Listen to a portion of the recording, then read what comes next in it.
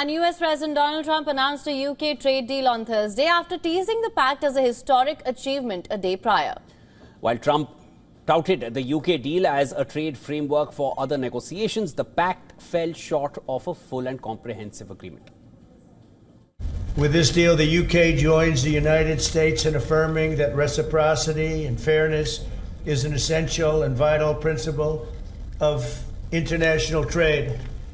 The deal includes billions of dollars of increased market access for American exports, especially in agriculture, dramatically increasing access for American beef, ethanol, and virtually all of the products produced by our great farmers. And our Secretary, as you know, of Agriculture is here. Brooke, thank you very much for being here. Thank you, sir. You'll let the farmers know. In addition, the UK will reduce or eliminate numerous non-tariff barriers that unfairly discriminated against American products. But this is now turning out, I think, really to be a great deal for both countries, because it'll be really great for the UK also. So they're opening up the country. Their country is a little closed, and we appreciate that. For Britain, the UK-US deal secures lower tariffs without compromising forthcoming UK-EU talks. And for the US, it signals to investors that the administration is prepared to be flexible on tariffs. However, analysts were skeptical that the deal would translate into a much wider de-escalation in US tariff policy.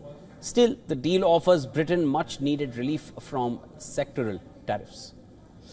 Furthermore, in a historic step, the deal includes plans that will bring the United Kingdom into the economic security alignment with the United States. That's the first of its kind. So we have a big economic security blanket, and that's very important. And we feel very, very comfortable with that, because it's been a great ally, truly one of our great allies.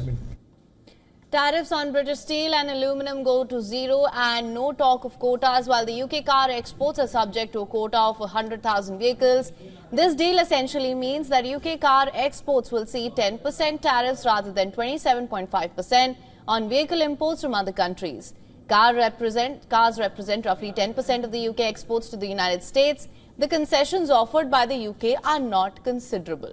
Britain reportedly won't make changes to its digital services tax, which applies to the big tech firms. The UK said it would not change its food standards, which is a bigger barrier to entry for certain US agricultural products. Beef and chicken are the most notorious in this case. The framework gives the US increased market access and a faster customs process for exports to the UK, but many other details were left to be negotiated later.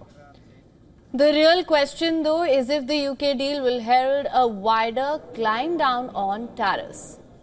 Trump signaled that tariffs on Chinese goods may fall if upcoming talks in Switzerland this weekend go well. Analysts were not convinced, even as Trump said substantive China talks could yield tariff cuts.